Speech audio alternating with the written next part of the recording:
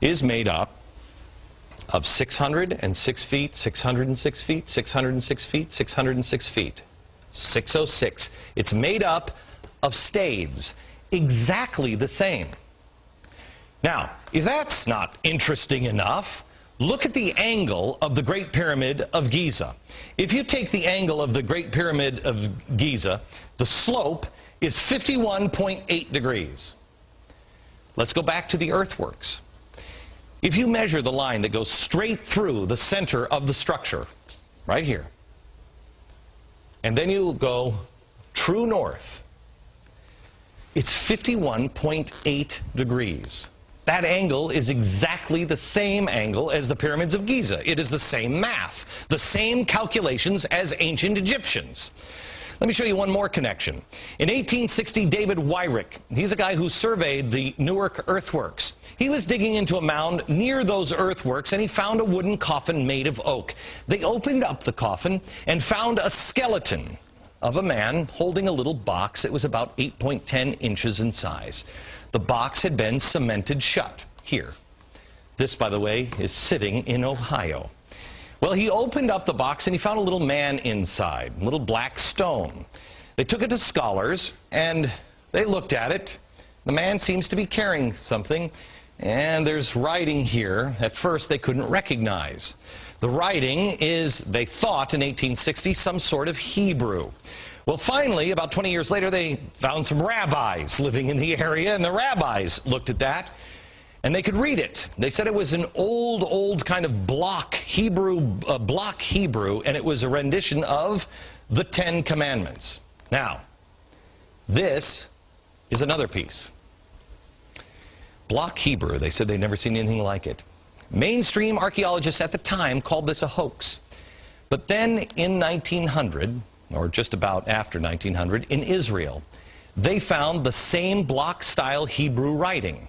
Mainstream archaeologists still dismiss the findings. They found it in Israel, and they found it in Ohio.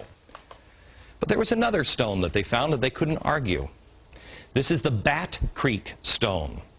It was found during the course of an official Smithsonian evacuation. The Smithsonian didn't understand the meaning of the writing on the stone. They thought it was Cherokee, since it came from Cherokee country. They didn't realize that it's actually Hebrew. They had published this originally upside down. They threw it in a box at the bottom of the Smithsonian, put it in the basement.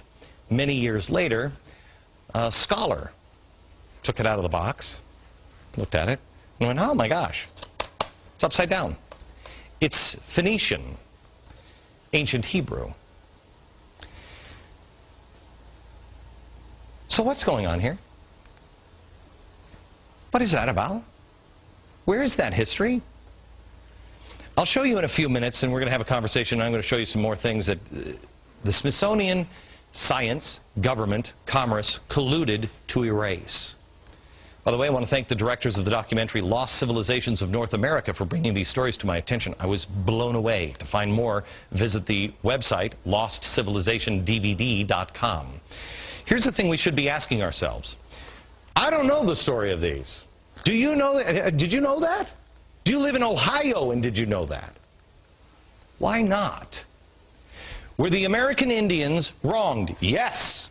Yes. And that's what we focus on in America. Is we were bad to the American Indians. Forget about it. It's in the past.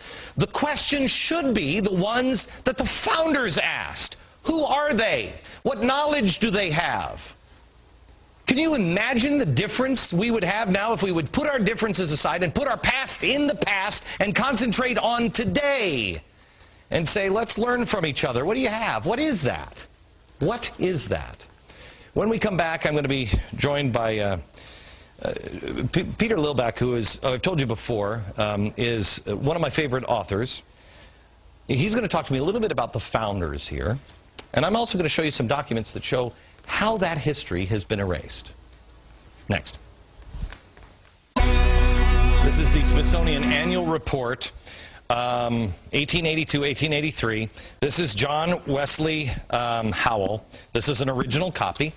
John Wesley Howell in 1789. Again, Powell. This is the director the Bureau of Ethnology at the Smithsonian Institute, he said this: artifacts found prior to Christopher Columbus's arrival would be considered illegitimate by the Smithsonian. Only the savage Indian culture would be observed, and this created the artificial barrier to science. Only the savage. Science was colluding with government because of commerce, and religion was involved. Now, why do I tell you all this stuff? Not because I'm an Indian expert or anything else. You got to do your own homework. I just found out about this stuff. I'm amazed by it. I don't know what the answer is on this. The reason why I bring it up is the stock is not bad. The soup went bad, but the stock is not. Peter Lilback, Dr. Peter Lilback. How are you, sir? Good to see you. This is a book that needs to be owned by every American. Every single American should have this book in their home. It's called Sacred Fire. These are the words of George Washington, and it takes history absolutely apart. Apart. Not on somebody's opinion, but on their own words, on his words. Peter, I want to go to you and talk to you a little bit about, again, the stock.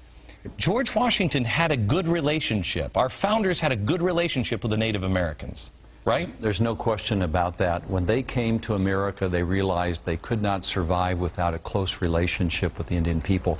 The greatest story, for example, is the Pilgrims who were blown off course. 800 miles out of their destination in Virginia, they're in Massachusetts.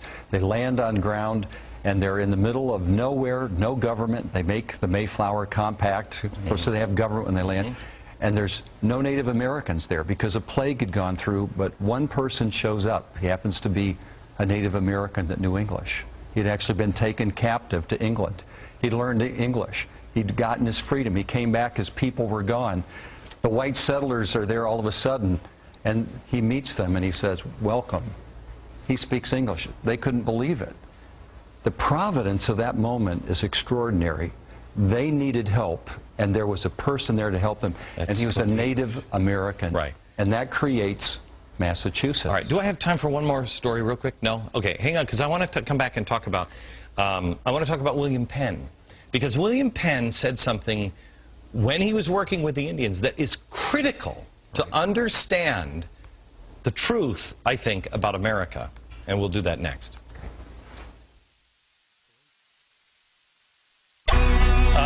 The history that has been erased in our nation, in particular with the Native Americans, happened because it didn't fit the story they created, Manifest Destiny. It only works when Indians were savages, and they had to have savages for commerce and government to expand. The ancient artifacts prove otherwise. Why aren't we looking into those? Peter Lilback is the president of Providence Forum and the author of George Washington's Sacred Fire. Okay, Peter. I think a great place for Americans to understand the truth about Americans and Native Americans and African Americans, and all of it, it comes from William Penn. Tell the story. Great story. Philadelphia, the great founding city of the United States. That's where government began. It was founded by William Penn. He wanted a city without walls. And he determined that he would do it by making a constant commitment to justice and ethics with the Native Americans. There never was an Indian war with William Penn. And there's a wonderful treaty that still exists that describes the commitment they made, and it says this: there are good people and bad people among all people. There are good and bad Indians, there are good and bad Christians. That's what he called them in Philadelphia. And he said, we must come together so that we will address these problems that will come with respect and by communication, affirming the good. That's where we need to be. There are good among us and bad among us. There are good Americans, bad Americans. There's good parts of America. There are bad parts of America in the American story. We've got to come together as the good people, stand together and guard against the bad, so we can live in a country without walls. Peter, thank you very much. Back in a minute.